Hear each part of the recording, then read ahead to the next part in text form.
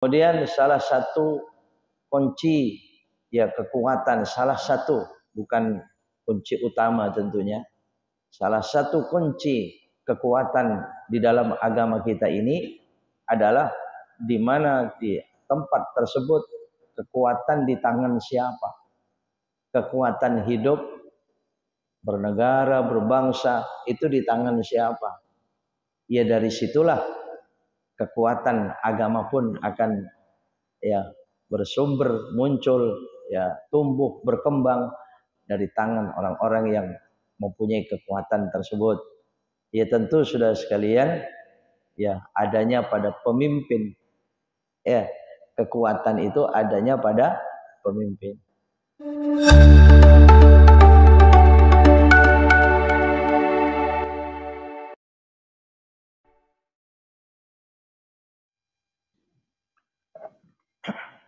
Bismillahirrahmanirrahim. Assalamualaikum warahmatullahi wabarakatuh.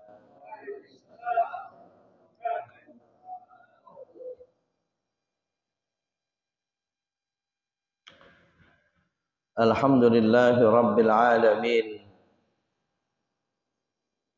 Alladzi faddala bani adama bil ilmi wal amal.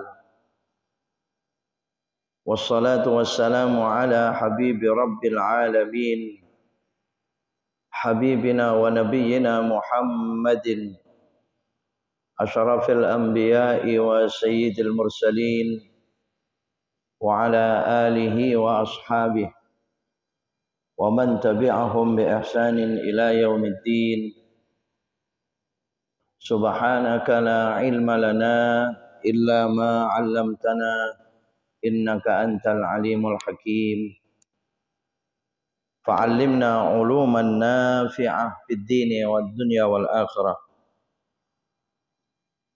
Rabbana shrah lana sudurana wa yassir lana umurana wahlul 'uqdatam min alsinatina yafqahu aqwalana.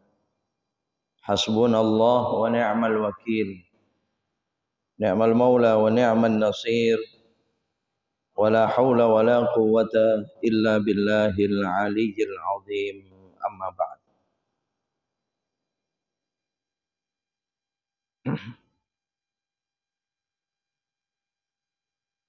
Hadirin bapak-bapak, saudara-saudara sekalian, para jamaah Masjid Al-Mubarak, jamaah Majlis Taklim Duha Masjid Al-Mubarak, wabil khusus segenap takmir dan pengurus Masjid Al-Mubarak, para alim ulama, para asatidah, segenap tokoh masyarakat dan sepuh masyarakat sekitarnya, wabil khusus yang ikut hadir bersama-sama, bapak-bapak, saudara-saudara sekalian, semua yang hadir pada kesempatan mulia, di acara yang mulia, di tempat yang mulia. InsyaAllah kita semua hamba-hamba Allah yang selalu dimuliakan oleh Allah Subhanahu wa ta'ala. Amin. Allahumma amin.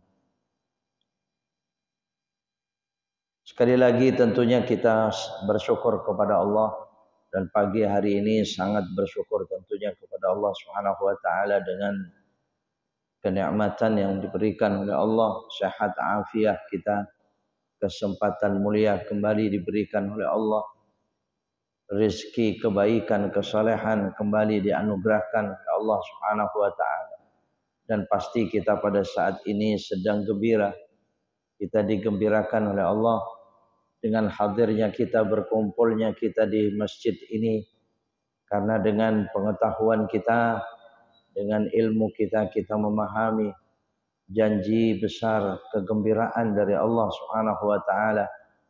1000 rakaat salat ya kita melaksanakannya, dan doa-doa kita pasti diijabah oleh Allah Subhanahu wa ta'ala. Yang ini pasti menggembirakan kita. Taqabbalallah, semoga diterima oleh Allah Subhanahu wa ta'ala. Hadirin bapak-bapak, saudara sekalian rahimakumullah. Mari kita terus saling mengingatkan di antara kita, saling tausiah, saling wasiat dalam keimanan ketakwaan kita kepada Allah. dalam ketaatan dan kesalehan kita kepada Allah. Kita hamba-hamba beriman, bertakwa. Hari-hari mendatang semakin beriman, semakin bertakwa kepada Allah. Semakin saleh, semakin tinggi ibadah kita, semakin ikhlas kita beribadah. Kita semua hamba-hamba beriman kepada Allah. Sudah banyak pembelaan kita terhadap agama. Namun tentunya di hari mendatang mari kita terus tingkatkan pembelaan kita terhadap agama kita yang memang wajib hukumnya. Dengan segala tugas-tugas apa yang kita lakukan, jadikan itu semua menjadi pembelaan kita terhadap agama kita. Karena saudara sekalian rahimakumullah, kita maklum musuh-musuh Allah itu tidak suka jika agama ini maju, agama kita kuat, kita berjaya, kaum muslimin, itu musuh-musuh Allah tidak suka. Yang namanya tidak suka, apa yang akan dilakukan? Ya kita maklum, namanya nggak suka. Pasti segala sesuatu ingin mencelakakan kita, ingin membahayakan kita, ingin merusak kita dan seterusnya. Terbukti sekarang dengan Palestina, ya. Dan bukan di sana saja, di mana saja, Pak. Karena saling berpesan di antara kita penting sekali. Kemudian salah satu kunci ya kekuatan, salah satu, bukan kunci utama tentunya. Salah satu kunci kekuatan di dalam agama kita ini adalah di mana di tempat tersebut kekuatan di tangan siapa? Kekuatan hidup, bernegara, berbangsa itu di tangan siapa? Ya dari situlah kekuatan agama pun akan ya bersumber, muncul, ya tumbuh, berkembang dari tangan orang-orang yang mempunyai kekuatan tersebut. Ya tentu sudah sekalian, ya adanya pada pemimpin. Ya kekuatan itu adanya pada pemimpin. Ya pemimpin ini banyak. Ada pemimpin semua ya, kalau kita hitung secara umum semua kita pemimpin. Ya, tapi ada pemimpin skop kecil, ada skop besar. Ya, ada pemimpin agama, ada pemimpin negara, ada pemimpin wilayah. Pokoknya yang namanya pemimpin itu pemegang kekuatan atau bahasa lainnya kekuasaan. Ya sudah, di tangan orang-orang yang punya kekuatan itulah ya agama pun akan menjadi kuat. Apabila pemegang kekuatan itu rapuh, ya tidak lagi membela terhadap agama. Sekali lagi, kalau orang-orang yang kuat, yang di tangan mereka kekuatan kehidupan itu kemudian tidak membela agama, ya jelas agama akan rusak, Pak. Apalagi sebaliknya, justru orang-orang yang punya kekuatan itu tidak suka terhadap agama. Ya ini agama kita, agama misalnya semacam itu. Ini misalnya bisa ada, bisa tidak, bisa terjadi, bisa tidak.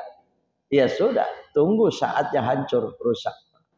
Nah, disinilah hadirin rahimakumullah, kita saling berpesan di antara kita. Ya, ketaatan kita ini seperti apa? Ya, semua yang hadir ini taat kepada Allah. Tapi tidak mustahil kadang-kadang ketaatan kepada Allah itu bercampur aduk dengan ketaatan terhadap yang lain. Betul tidak? Ada taat kepada Allah juga, taat kepada manusia juga. Ada orang begitu, Pak. Orang beriman itu kepada Allah. Jadi dia taat juga kepada Allah, tapi taat juga kepada atasannya. Ada orang begitu. Ya hampir semua barangkali, ya banyak sekali yang semacam itu, Pak. Ya silakan dia taat kepada atasannya pun kalau tidak melanggar taatnya kepada Allah, bagus. Ya yang khawatir, yang ditakuti itu taat kepada Allahnya rusak gara-gara taat kepada atasannya. Naudzubillah. Mari kita saling mengingatkan di antara kita hadirin rahimakumullah. Ya, sementara ayat Allah Subhanahu wa taala itu sangat jelas. Siapa saja orang yang tidak boleh kita taati. Ya, ada beberapa ayat Allah Ketika Allah berfirman, "Fala tuti'il kafirina." Ya, "Fala tuti'il kafirina wal munafiqin." Jangan kita taat kepada orang-orang kafir dan orang-orang munafik. Kalau di surah Al-Qalam itu Allah berfirman, "Fala tuti'il mukadzibin." Jangan kalian taat kepada pendusta-pendusta, orang-orang yang gampang bohong. Ya, rasanya penting sekali dikaji hari-hari ini, saudara sekalian rahimahullah. Fala tuti'il mukadzibin. Ya, waddu law tudhinu fayudhinun. Wala tuti' kulla hallafim mahin. Jelas sekali ayat Allah tabaraka wa taala. Allah berfirman, jangan kalian taat kepada orang-orang yang gampang dusta, gampang bohong. Ya kalau kita tahu Pak, fala tuti di sini sebenarnya memang arti lafdiyahnya itu jangan taat. Padahal lebih daripada arti itu, jangan kita membela. Karena namanya taat pasti membela kan. Jangan kita membela, jangan kita mendukung, bahkan kita jangan memilih. Nah ini kalau sudah begini ini lebih tegas lagi, lebih jelas lagi jadinya Pak. Nggak boleh ayat Allah Subhanahu wa taala yang melarangnya. Jangan kita mengidolakan, jangan kita membela, jangan kita mendukung, jangan memilih, apalagi sampai kepada taat itu kalau dia mukadzibin. Kalau kita mengkhawatirkan orang tersebut misalnya mukadzibin, ya sudah. Hati-hati kita. Ya. Waddu law tudhinu fayudhinun. Dalam ayat ini Allah berfirman, waddu, mereka itu sangat menginginkan. Law tudhinu, andai kata engkau berlembut-lembut, fayudhinun, maka mereka akan berlembut-lembut juga. Jadi kita diharapkan oleh mereka itu supaya kita berlembut-lembut kepada mereka itu. Ya mereka akan lembut kepada kita. Ya kalau bahasa kasarnya, bahasa umumnya berlembut-lembut itu barangkali sekarang itu ada bahasa anak muda sekarang itu Pak, carmuk. Apa carmuk itu? Cari muka. Nah ini namanya waddu law tudhin, supaya kita carmuk di hadapan dia. Hati-hati kalau dia tidak mukadzibin ya silakan saja. Mungkin dia termasuk mujahidin barangkali. Ya sudah, kita carmuk itu justru malah penting. Karena kita ingin ikut bersama-sama mujahid. Hadirin rahimakumullah. Tapi kalau dia mukadzibin, mereka memang biasa mengharap kita itu supaya carmuk kita itu, supaya berlembut-lembut. Fayudhinun, maka mereka pun akan berlembut-lembut pula kepada kita. Ya, kadang-kadang kita lembut saja mereka kasar. Ada nggak begitu? Kadang-kadang kita lembut saja mereka kasar. Kalau ayatnya mereka berharap kita lembut, mereka mau berbuat lembut. Itu ayatnya. Tapi coba dalam kenyataannya, yo jangankan kita kasar, Pak. Kita lembut saja mereka kasar. Apalagi kita kasar, begitu kan? Sekalipun kasar itu sesekali itu ada tempatnya, bahkan dianjurkan. Ya kalau medan perang kita lembut, masa medan perang lembut? Hadirin rahimakumullah. Wala tuti' kulla hallafim mahin. Ya, masih diulang lagi oleh Allah Subhanahu wa taala. Jangan sekali-kali kalian taat, jangan membela, jangan mendukung, jangan mengidolakan, dan jangan memilih orang-orang yang gampang bersumpah. Boleh nggak dikaji ayat-ayat begini nih Pak? Boleh nggak ya? Iya. Nah, ini kita sebentar lagi ini masalahnya akan melaksanakan tugas kewajiban kita bernegara, tugas kewajiban politik kita, betul tidak? Ya mari kita orang beriman kepada Allah saling mengingatkan, takut justru dengan tugas wajib politiknya itu merusak. Ya, saya menyampaikan di mana-mana ayat ini, kajian ini, saudara. Dalam Al-Quran itu yang paling kita takuti, dengan larangan-larangan semacam ini, kalau kita langgar, itu merusak amal soleh yang sudah lama kita amalkan, kita lakukan. Coba bayangkan, amal soleh yang kita himpun sekian banyak, sekian besarnya, ternyata hilang, terhapus begitu saja. Kita menjadi orang tertipu, datang di hadapan Allah, dikiranya kita membawa kebaikan, ternyata habis itu kebaikan. Datang di hadapan Allah, dikiranya kita membawa pahala, ternyata tidak ada itu pahala. Jangan-jangan malah ditimpakan dosa yang tadinya dengan taat kita ini ke surga, tidak jadi Pak, kebalik.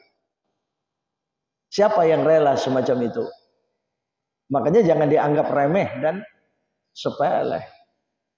Ya, hal-hal semacam itu. Mari kita mengkaji. Fas'alu, kita tanya, cari keyakinan apa yang kita lakukan itu benar. Ya, hadirin rahimakumullah. Wala tuti kulla halaf. Halaf itu artinya orang yang gampang bersumpah berjanji. Ya, berjanji, bersumpah. Ya, namanya sumpah itu halaf, itu halif itu orang yang bersumpah.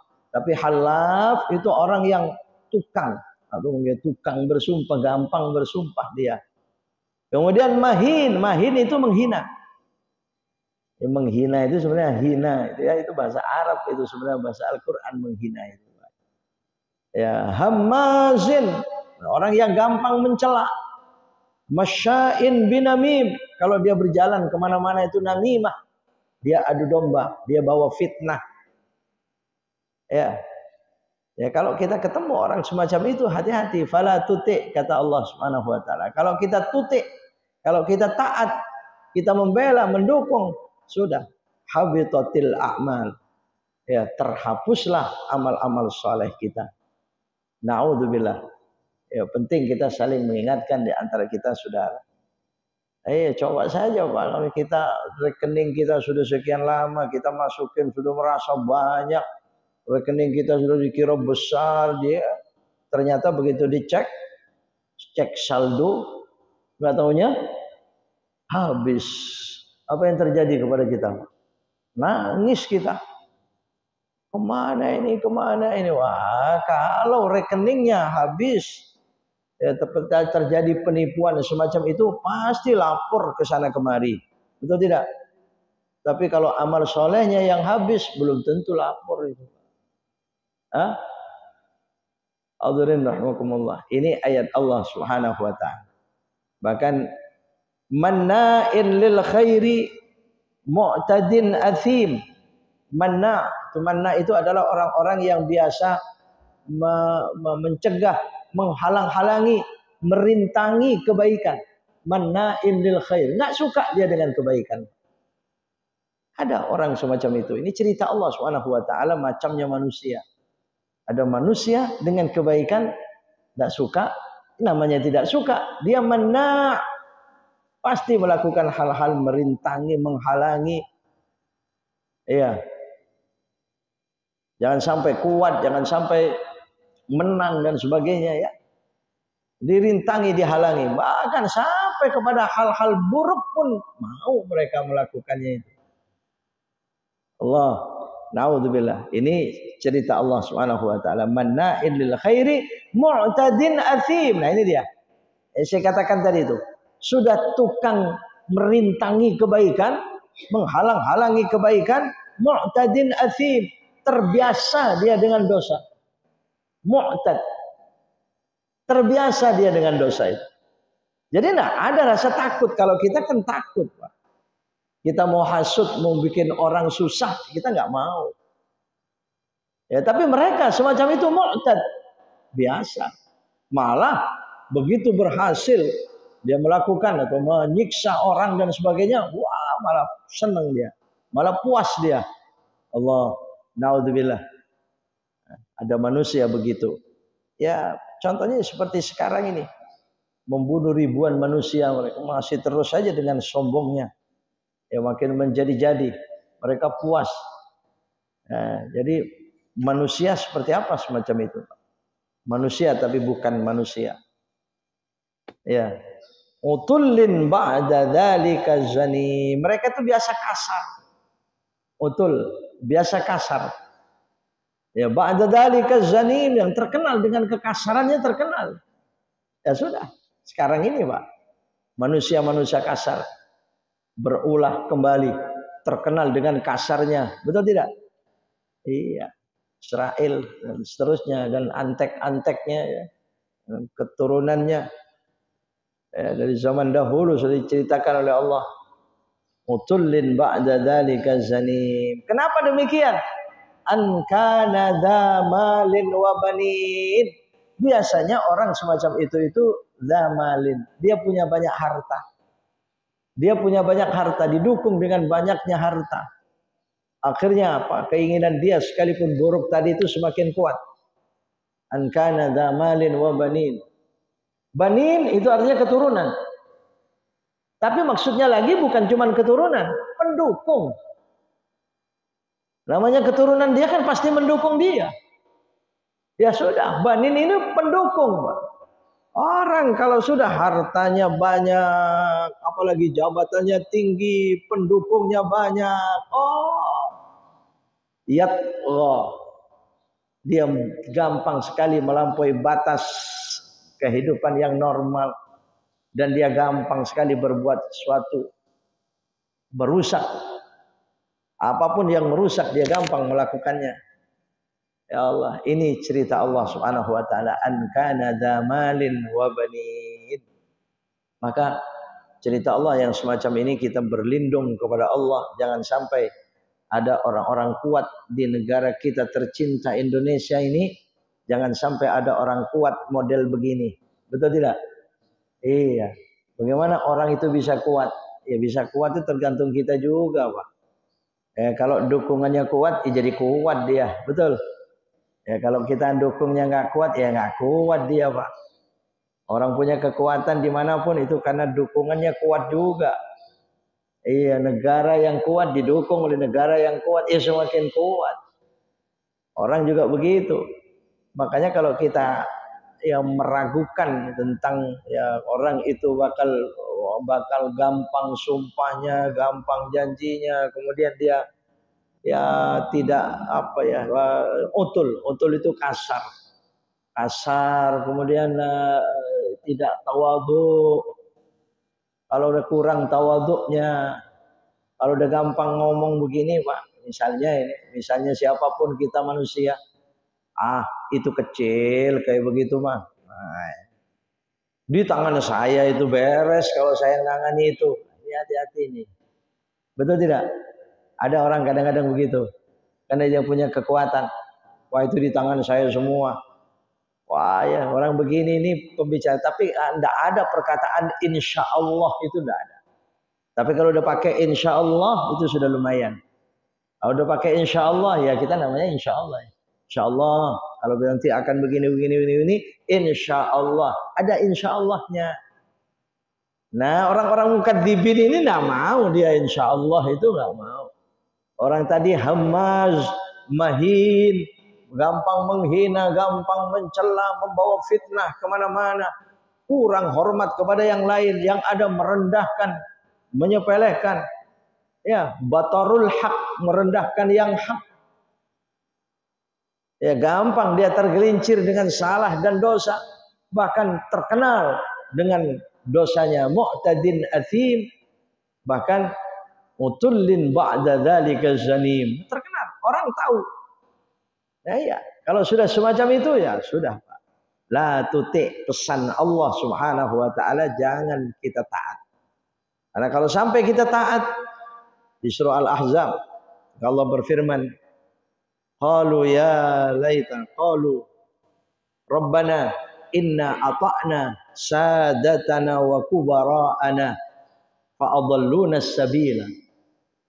Mereka di dalam neraka nanti, kata Allah bercerita, jeritan orang di dalam neraka diceritakan dalam Al-Quran oleh Allah. Allah yang bercerita nanti akan mereka tuh menjerit, wahai Allah, Rabbana ya Rabbana ata'na sadatana, pantas kami disiksa semacam ini ya Allah, karena dulu kami terlalu taat kepada pembesar-pembesar kami. Kami terlalu taat kepada orang-orang yang kami bela, yang kami idolakan. Sadatana, sadat itu artinya tuan-tuan kami. Fa'adalluna sabila, maka merekalah yang menjadikan kami sesat. Akhirnya mereka ayat berikutnya surah Al-Ahzab, mereka itu marah dengan pembesar-pembesarnya yang mereka taat, yang menyesatkan mereka, menyebabkan mereka masuk neraka itu. Mereka marah, Rabbana atihim dhi'faini minal adab wal'anhum la'nan kabira. Ya Allah, berikan mereka azab mereka itu, pembesar-pembesar kami itu ya Allah, 2 kali lipat. Wah, mereka minta begitu. Azab mereka 2 kali lipat ya Allah. Laknat mereka dengan laknat yang besar ya Allah. Cuman sayang nasi telah jadi, ya sudah berusaha sama-sama di neraka Pak. Dia minta semacam itu. Itu cuma menunjukkan betapa jeritan orang neraka. Ceritakan Allah semacam ini, saking menyesalnya, saking keselnya. Wah, sekarang di dunia dibela luar biasa, dibela luar biasa. Ternyata menyesatkan. Seandainya dia tidak membelanya, tidak akan semacam itu. Makanya hati-hati kita, mari hati-hati kita ya. Membela namanya yang siapa dan bagaimana, harus seperti apa kita membela ini Pak. Yang sebentar lagi juga memilih itu ya. Ya sekalipun manusia tidak akan ada yang sempurna. Betul tidak? Ya kalau yang sangat sempurna ya tidak ada lagi selain Nabi. Hadirin rahimakumullah. Cuman ya inilah. Dan sampai kita datang di hadapan Allah menjadi orang-orang tertipu karena amal-amal soleh kita terhapus. Na'udzubillahi min dzalik. Rahimakumullah. Jadi saya teringat ayat ini di surah Al-Qalam itu ya, termasuk surah Al-Ahzab. Ya, ini saya tadi sebagai mukaddimah, tapi ini agak panjang Pak, sudah setengah jam itu Pak. Tadi, ya, baik, mungkin masih bisa ya, lanjut ke Risalatul Mu'awanah. Bismillahirrahmanirrahim.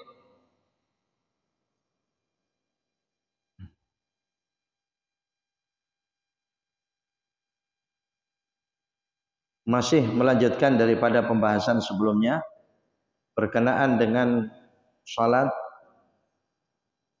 bahwa salat itu ada 2 bentuk, zahir dan batin, yang harus betul-betul benar seluruhnya, pakai ilmu seluruhnya, baik secara zahir, bentuk zahirnya atau bentuk batinnya, hakikat batin daripada salat itu. Sudah kita kaji sebelumnya, wa an yakuna fikruka muqtasiran ala salatik. Kita salat itu harus menjadikan pikiran kita itu terfokus terhadap salat. Ini yang berat, ini susah ini. Ya. Makanya kalau ada yang mau tanya tentang ini caranya seperti apa, wah saya juga ingin tanya juga sebenarnya. Kalau ada yang merasa susah, wah sama Pak. Jangan terus dikatakan mungkin sholat ustadz itu udah bagus barangkali. Ya Allah, ya Rabbana. Sulit Pak. Ini muqtasiran ala sholatik, ini yang seperti sulit, berat. Jadi pikiran kita dari sejak takbir sampai salam itu terfokus. Saya ini lagi sholat. Saya di hadapan Allah. Yang saya baca ini wajib. Yang saya baca ini sunnah. Ini saya dah ruku, menundukkan kepala saya kepada Allah. Ini saya sujud kepada Allah. Terus sadar semacam itu. Rabbighfirli warhamni, sambil memahami makna yang diminta. Dia merasa dekat dengan Allah, berada di hadapan Allah. Terus muktasir atau iqtisaran. Jadi dia terfokus betul kepada salatnya. Ya, bahkan Imam Syabdullah bin Alawi Al-Haddad mengatakan, "Fala tuhaddits nafsaka bi ghairiha." Jangan kalian tuhaddits, berbicara nafsaka dalam dirimu itu bi ghairiha, selain salat. Yang kita bicarakan dalam pikiran kita itu ya salat kita itu. Cuman hati-hati juga membicarakan tentang salat itu, kadang-kadang pembicaraannya kurang pas juga, Pak. Misalnya ya ini saya salat sedang sujud, dia cerita sujud di pikirannya itu. Wah, kemana-mana sampai ingat kemarin saya ngelihat orang sujud. Nah, malah kemarin. Iya, di mana itu tempat?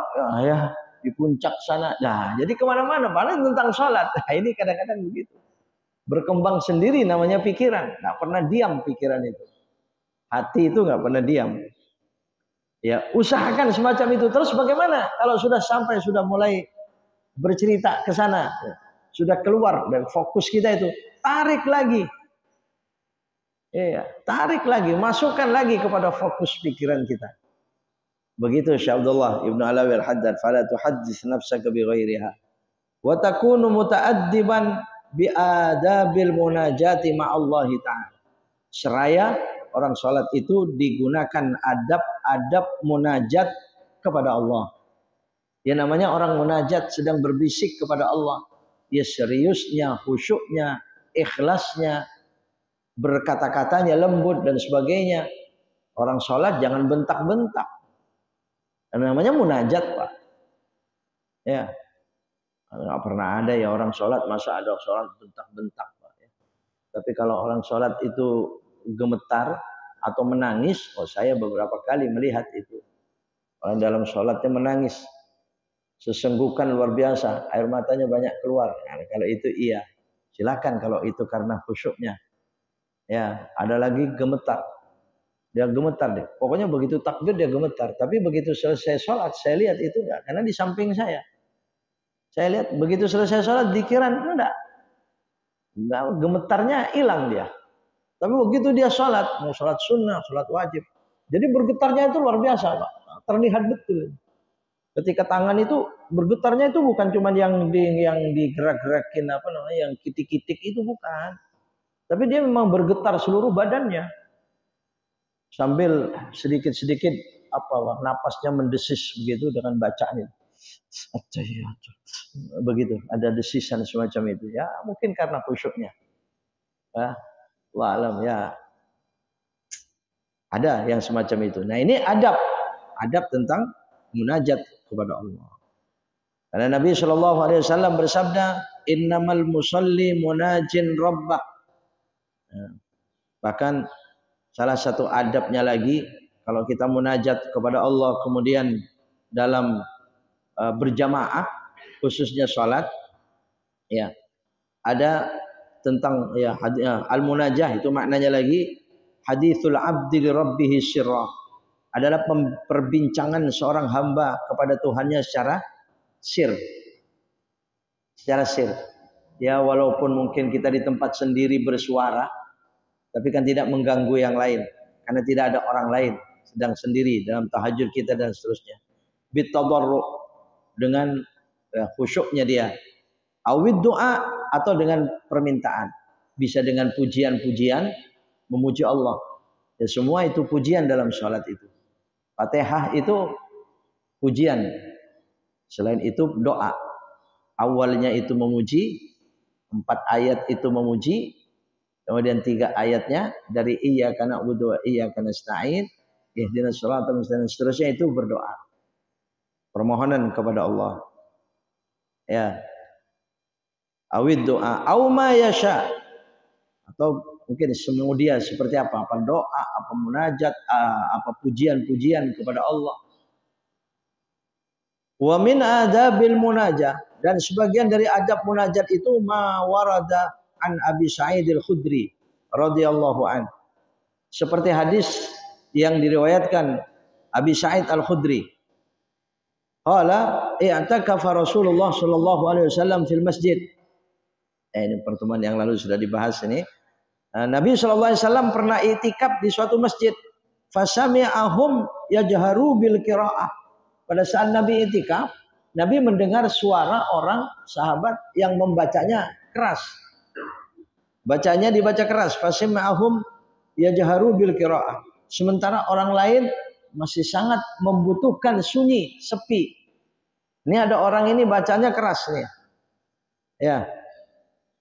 Wa huwa fi kubbatin lahu. Ada suatu kubah ya, ada suatu tempat khusus dia. Fakasyafat sutur. Maka Nabi sallallahu alaihi wasallam membuka hordengnya, itu dibuka. Dia berada di balik Di tempat terkhusus ada hordengnya, ada tempat tutupnya itu, Nabi membukanya. Sambil membuka, Nabi bersabda, ala kullukum munajin rabbah. Ingatlah semua kalian, semua orang di sini itu sedang munajat kepada Allah. Ya Rasulullah, i'tikaf semua kan sedang munajat itu Pak. Ya seperti Ramadan kita sering itu ya, malam akhir itu. Fala yu'addiyanna ba'dukum ba'dha. Maka Nabi bersabda, jangan kalian satu sama lainnya saling menyakiti. Saling menyakiti. Apa maksud Nabi? Kok munajat saling menyakiti? Padahal tidak ada yang saling menyakiti. Oh, Nabi menjelaskan, wala yarfa'anna ba'dukum ala ba'din fil qira'ah. Atau Nabi mengatakan fis shalah. Karena Allah alam, sahabat tersebut membacanya di dalam sholat atau di luar sholat. Sama saja. Maka Nabi bersabda, sungguh jangan kalian meninggikan suara kalian di dalam membaca atau di dalam sholat. Ya. Kenapa? Karena pada saat itu semua memerlukan sunyi. Semua memerlukan sepi, termasuk sholat berjamaah. Makanya di sini suka ditanya kan Pak, kalau ada orang sholat berjamaah itu bacaannya kenceng gitu. Hah? Ada kadang-kadang ya, bacaan pelannya itu dia keras. Nah, kalau pelannya saja keras, bagaimana kerasnya dia? Ya, subhanallah. Yang di sampingnya terganggu nggak kira-kira? Terganggu. Makanya tidak usah sampai segitu, nggak usah. Bergeraknya lidah kita, bergeraknya bibir kita itu saja sudah cukup. Yang penting kita sudah merasa. Orang membaca sendiri tidak ada suara, tapi mulutnya bergerak, itu sudah paham Pak. Bacaannya apa itu saja pasti sadar dia. Ya, cukup itu sebenarnya. Nah ini Nabi Shallallahu Alaihi Wasallam bersabda demikian. Fis shalah. Jadi ada dua di sini, fil qiraah au fis shalah. Bisa jadi Nabi bersabda itu di dalam sholat atau di dalam bacaan, walaupun di luar sholat, jika yang lain sedang membutuhkan sunyi sepi itu.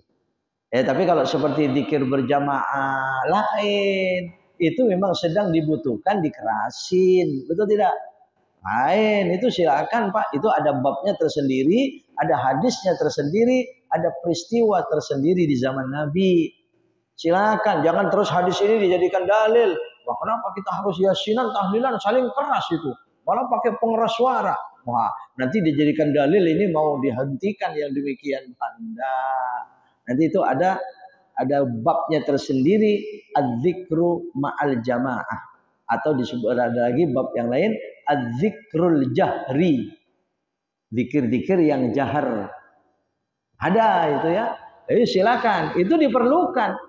Bahkan pada saat diperlukan, seperti selesai sholat yang dipimpin oleh imam, itu dibutuhkan oleh makmum. Makmum ini ingin mengikuti bacaan imam. Apalagi mereka yang masih baru atau belum begitu hafal. Betul tidak? Mereka pasti membutuhkan imam itu supaya dikeraskan.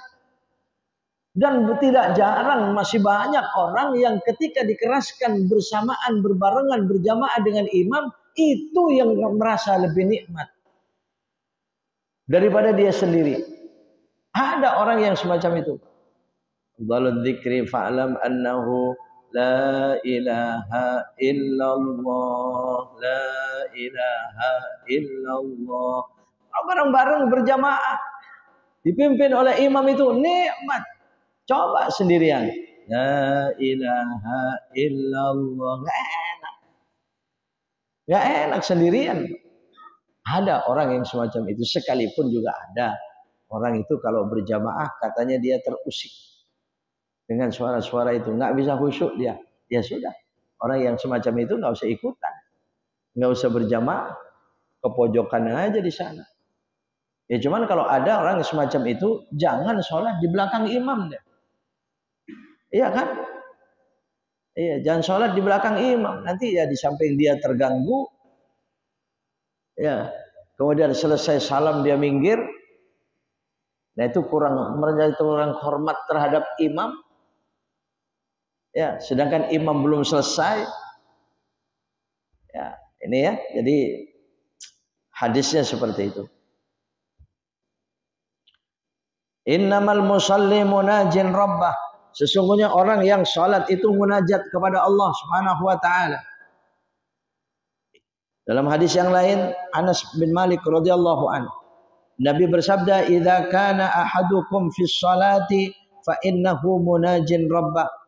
Apabila salah seorang di antara kalian berada di dalam salat, berarti dia sedang munajat dengan Tuhannya, Allah Subhanahu wa taala. Dia sedang munajat, artinya sedang berbisik, dia sedang berbincang-bincang dengan Allah. Wa qala alaihi salatu wassalam, "Idza qama al-'abdu ila as-salati aqbalallahu alaihi biwajhihi." Apabila seorang hamba itu berdiri melakukan salat, maka Allah menghadapkan dirinya dengan wajahnya. Allah langsung berhadapan dengan orang itu. Kita langsung berhadapan dengan wajah Allah di hadapan kita. Ya, makanya dalam penjelasannya, wa fi Sunan Ibnu Majah an Hudzaifah annahu ra'a, satu riwayat Hudzaifah bin Yaman annahu ra'a Syabath bin Rib'in. Syabath bin Rib'i ini bazaqa baina yadayhi. Waktu salat dia meludah ke depan. Ya, orang salat itu meludah sebenarnya masih bisa, Pak. Enggak batal salatnya, tapi ada caranya. Ya, dia Syabath ini dia meludah ke depan. Ya. Faqala, maka Hudzaifah bin Yaman yang melihat semacam itu, dia berkata, "Ya Syabath."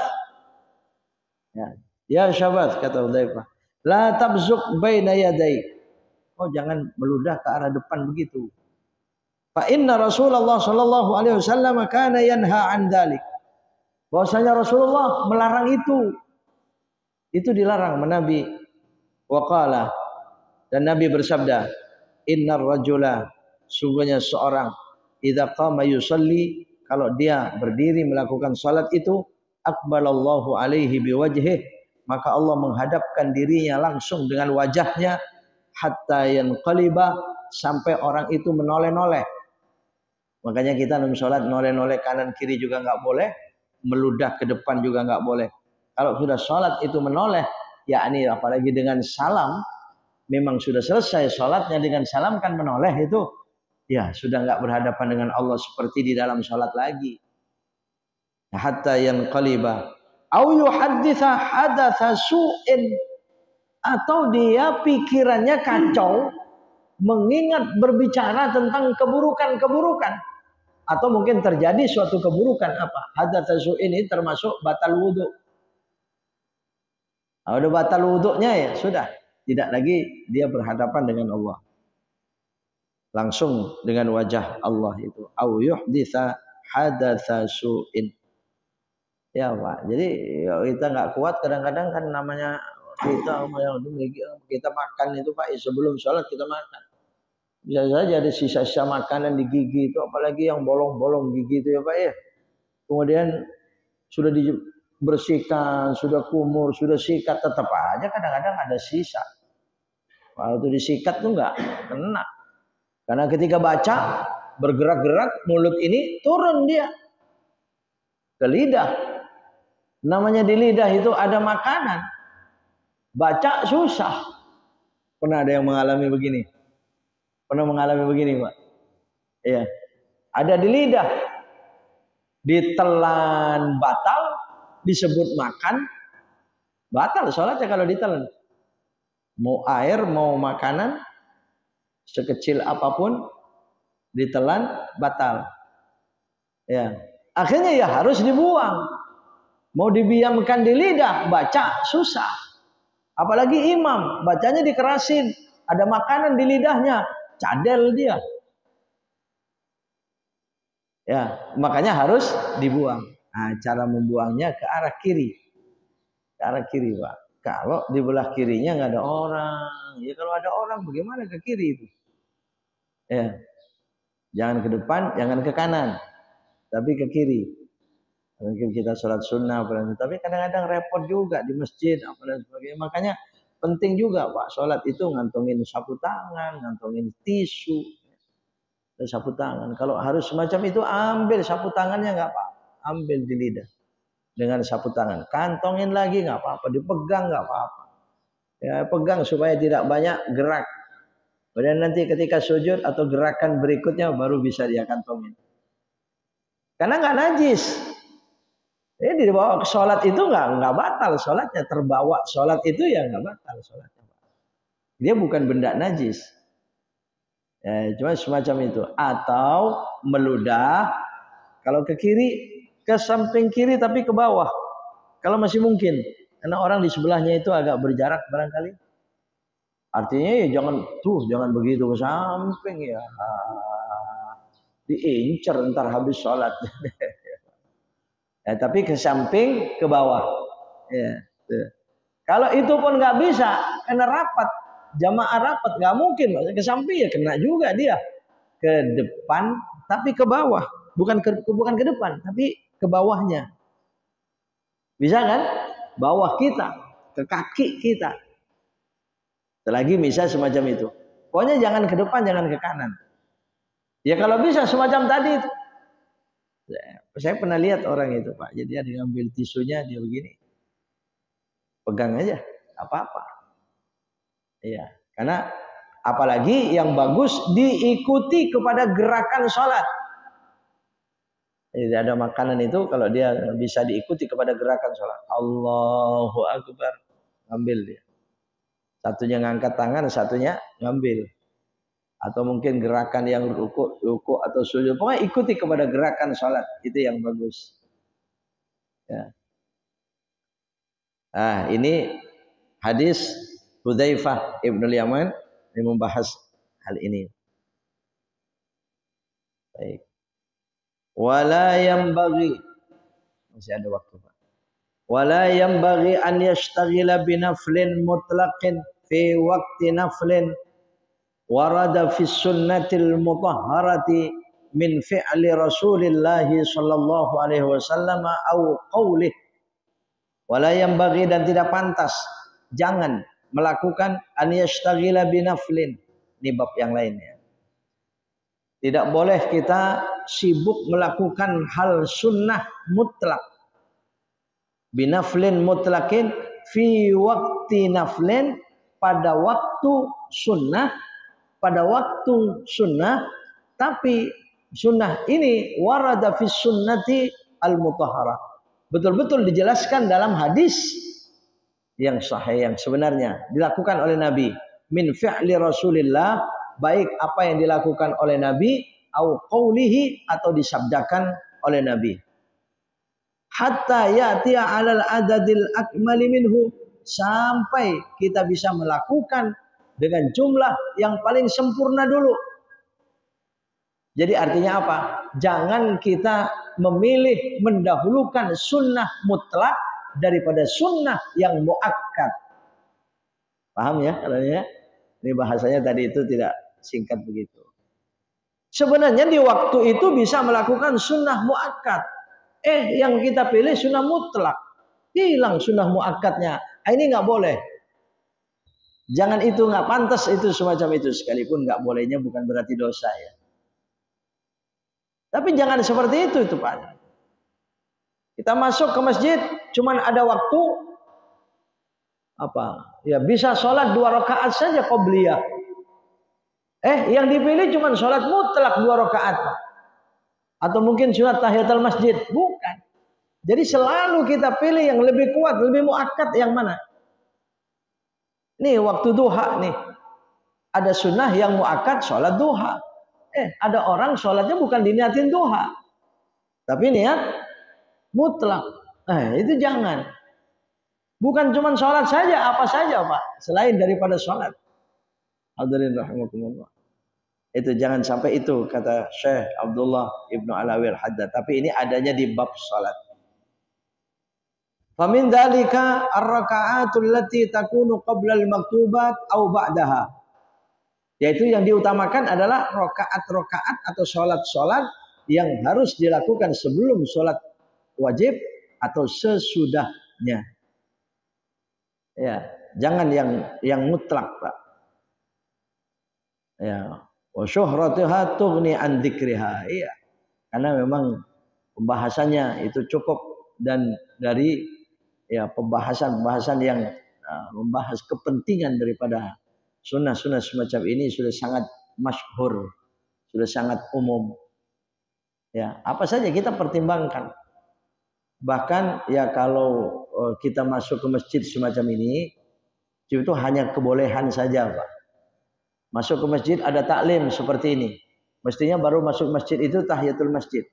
Andai kata dia tidak tahiyatul masjid, langsung duduk menghormati majelis, itu tahiyatul masjidnya dapat. Karena kita 1000 rakaat. Ya, tapi kalau dia masih mau dengan tahiyatul masjid, oh itu silahkan. Toh tidak berarti kehilangan majelis kan? Ya cuman takut Pak, begitu dia sholat majelisnya tutup. Ya 1000 rakaatnya nggak dapat dia. Cuma dapat 2 rakaat. Ya guru kita Pak Profesor Dr. Abdul Qadir Al-Habsyi pun pernah membahas semacam itu. Ya orang masuk ke majelis taklim dalam masjid itu langsung duduk itu boleh. Saking mulianya majelis ilmu di hadapan Allah Subhanahu wa taala. Ya, sampai menggugurkan tahiyatul masjid. Ya, tapi kalau ada orang yang masuk masjid, tahiyatul masjid dulu baru ikuti ya. Ya, atau mungkin dia masuk ke masjid cuma tahiyatul masjid saja. Majelisnya nggak diikuti, Pak. Langsung pergi keluar cuman ya wallah mungkin karena buru-buru berangkat lagi cuman mampir dia di perjalanan yang semacam itu kan nggak mungkin ya. Ikutan ngaji itu karena buru-buru barangkali ya silakan saja. Ya cuman yang didapat ya itu tadi. Ya, makanya sekalipun sebentar mestinya duduk. Kalau ada majelis taklim, masuk ke masjid, kita sholat tahiyatul masjid boleh atau tidak juga boleh. Duduk sebentar. Ikut julusuka sa'atan. Dudukmu sesaat. Nah, kalau kita mengartikan sesaat ini sebentar. Betul tidak? Sekalipun saatan itu jam. 1 jam gitu ya. Enggak ada makna apa khusus atau kepahaman yang 1 jam dari jam 1 sampai jam 2 itu bukan. Pokoknya julusuka sa'atan, dudukmu sesaat di majelis ilmu ya. Afdalu min ibadati sanatin, lebih baik daripada ibadah 1 tahun. Wah, bahkan lebih baik daripada 1000 rakaat dan seterusnya panjang itu. Itu saatnya. Jadi kalau kita mampu bisa, tidak betul-betul terburu-buru Bapak pulang kampung. Kebetulan mampir di suatu masjid di perjalanan. Katakanlah cuma ingin buang air kecil. Kemudian kita wudhu. Karena nggak boleh kita ke masjid itu cuma buang air kecil terus berangkat. Itu tanda kiamat itu dalam hadis itu. Kita harus wudhu, sholat sunnah 2 rakaat. Padahal cuma mampir kebelet. Ya, kita mampir kebelet di masjid itu. Duduk 2 rakaat sholat. Ada majelis ilmu. Ada majelis taklim. Kalau mungkin duduk walaupun sesaat. Habis sholat tahiyatul masjid. Atau sekalipun mungkin nggak sholat tahiyatul masjid ya langsung duduk saja. Semoga duduk yang sebentar itu mendapatkan 1000 rakaat itu. Di sini Pak. Jangan terus masuk ke masjid ada majelis taklim pergi aja. Allah ya. Ini kalau kita faham, kalau kita ingin ya Pak seperti hirsus sahabah, tingginya keinginan para sahabat itu semacam itu. Ya Pak. Kadang-kadang ya wallahu a'lam itu sekarang ini mungkin masih ada barangkali orang-orang yang milih-milih majelis taklim, betul tidak? Milih-milih gurunya siapa, milih-milih penceramahnya siapa, milih-milih kitabnya apa. Padahal tidak, asal itu majelis ilmu sudah berlaku ini hadis Nabi sallallahu alaihi wasallam. Makanya aneh ya. Setiap saat kalau sekali-sekali silakan mungkin dia karena butuh perlu. Sudah tahu habis subuh itu ada majelis ilmu. Pulang aja dia Pak. Alasannya apa? Nggak suka dengan pengajian itu. Ada begini kira-kira. Nggak suka dengan guru itu. Nggak suka dengan kajian kitab itu. Allah. Mari kalau ada kita mindset kita itu masih semacam itu dirubah Pak. Dirubah itu. Jangan semacam itu. Iya. Mari kita ya seperti hirsus sahabat. Sahabat itu ya Allah. Kalau ketemu di mana, ketemu aja ya minta. Pernah apa yang pernah engkau dengar dari Nabi Shallallahu Alaihi Wasallam, tolong kau berikan kepadaku, kau ceritakan kepadaku. Dia cerita dia, oh iya kemarin saya dengar Nabi bersabda begini, begini, begini. Bahkan dia minta duduk, ayo kita duduk sebentar. Ya cerita dia dengan satu hadis Nabi Shallallahu Alaihi Wasallam. Habis itu selesai berpisah. Wah, saking pentingnya majelis. Kalau yang ditanya itu yang diminta itu enggak, dia tidak mendapatkan, dia mendengar dari Nabi, yang bertanya yang memberinya. Wah, saya sudah lama enggak dengar Nabi misalnya. Saya lupa apa yang Nabi sampaikan. Oh, iya baik. Kalau begitu saya yang menyampaikan. Yang bertanya itu yang menyampaikan. Saya teringat satu hadis Nabi. Nabi pernah bersabda begini. Masya Allah ya Rabbana. Ya, mereka Pak. Jadi habis subuh udah tahu ada pengajian. Diumumkan pula, tetap aja keluar dari masjid. Masa alasannya semacam itu? Coba lihat ini. Duduk sebentar saja sudah 1000 rakaat. Kenapa tidak itu yang dikejar? Makanya kita ngaji itu tidak semata-mata kajiannya, tidak semata-mata kitabnya, tidak semata bab yang dikaji. Pokoknya duduknya itu begitu mulia di hadapan Allah. Langkah kita dari rumah itu, ya Allah, begitu terhormat, begitu mulia. Derajat ampunan. Ya ini Pak yang kita, apalagi ini diadakan di waktu duha begini ya. Taqabbalallah, semoga diterima oleh Allah Subhanahu wa taala. Baik, mungkin ya saya cukup sekian.